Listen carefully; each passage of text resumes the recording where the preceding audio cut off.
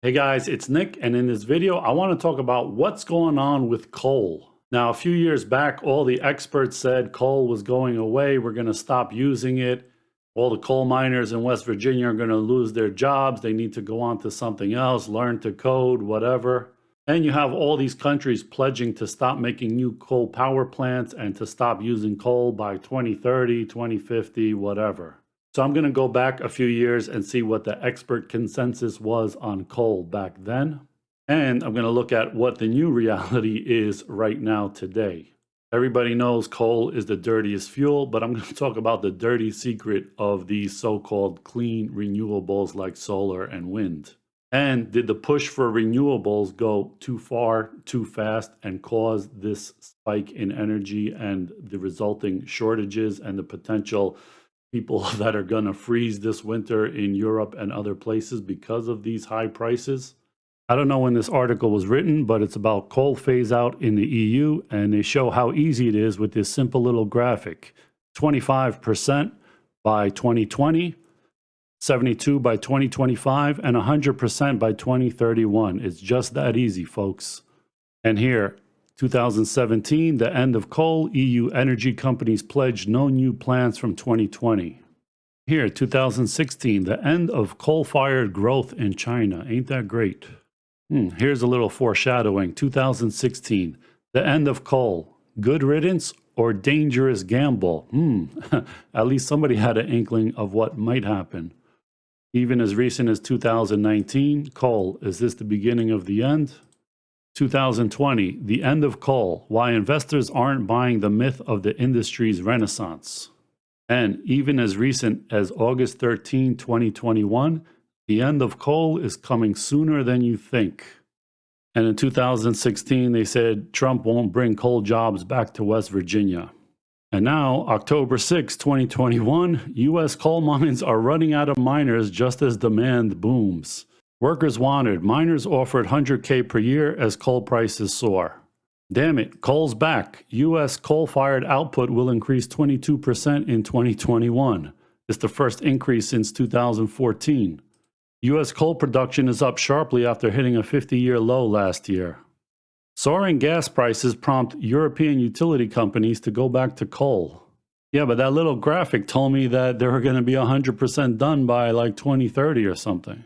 Now, the US and Europe have been reducing the electricity that they generate for coal for a number of years now. And here in the US, from 2002, 50% of electricity generated in the US came from coal.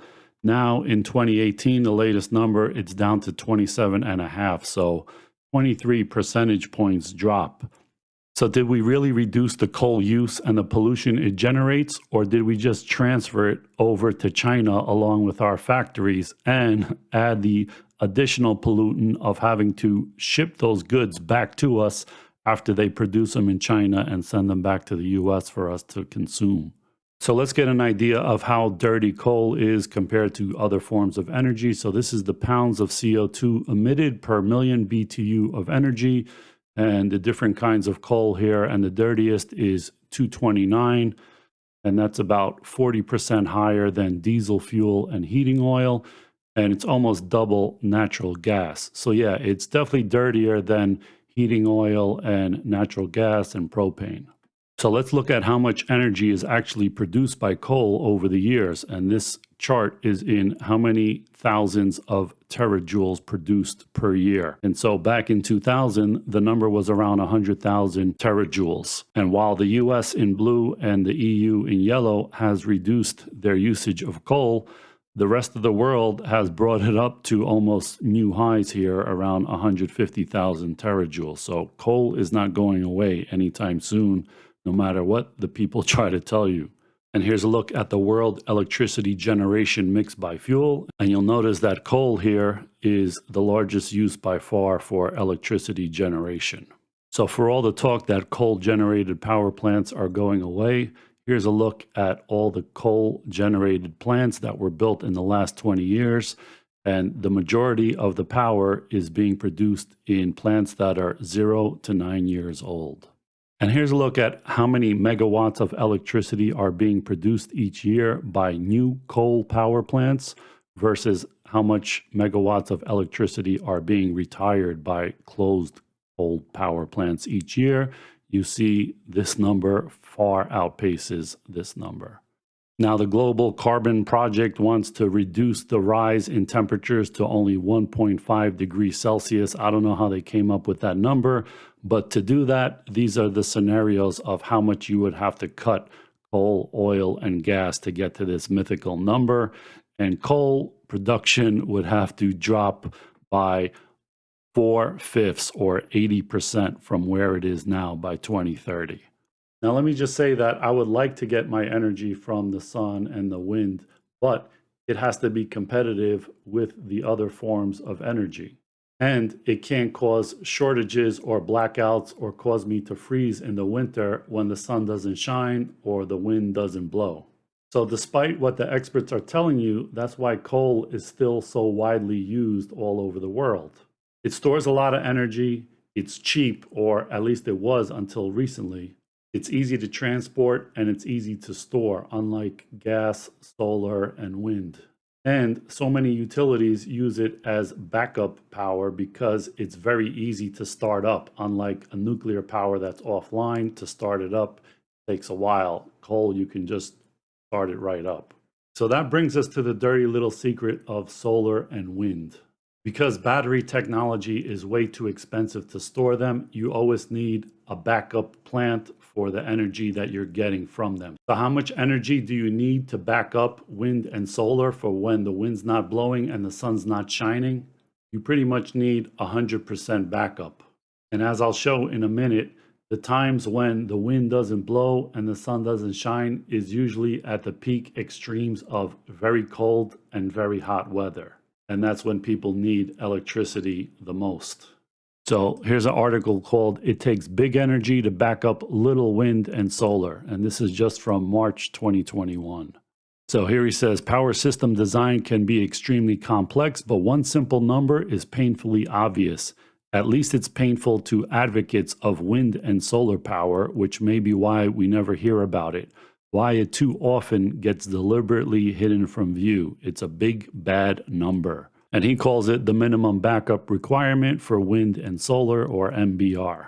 The minimum backup requirement is how much generating capacity a system must have if it is to reliably produce the electricity we need when wind and solar don't. And so he says for most places, the magnitude of MBR is very simple. It's all the juice needed on the hottest or coldest low wind nights. It is night, so there is no solar. Sustained wind is less than 8 miles per hour, so there is no wind power. It is very hot or very cold, so the need for power is very high. In many places, the MBR will be close to the maximum power the system ever needs because heat waves and cold spells are often low wind events as well. Both heat and cold are often caused by large, high-pressure systems that have very little wind in them.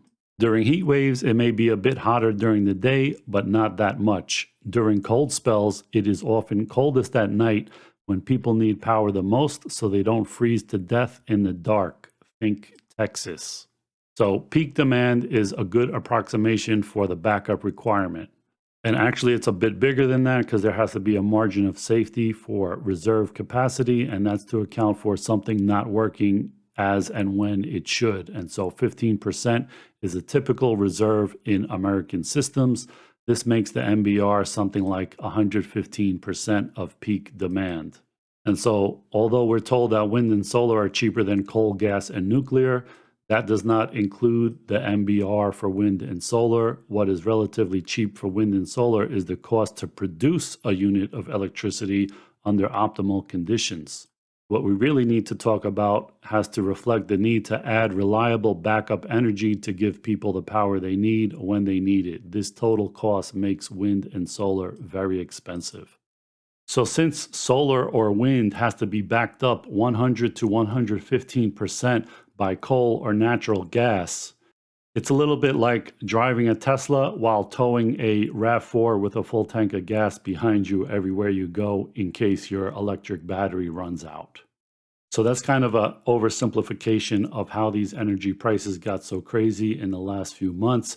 You have the wind not blowing in Europe. You have them not refilling their natural gas tanks during the summer. You have these floods in China where the mines are, so they can't operate the mines for coal. So all of these in a combination together has everybody all trying to get their hands on extra supplies of coal and natural gas at the same time. And so that's what's making these prices rise. If you like this video, hit the thumbs up and I'll see you in the next one. Thanks for watching, guys.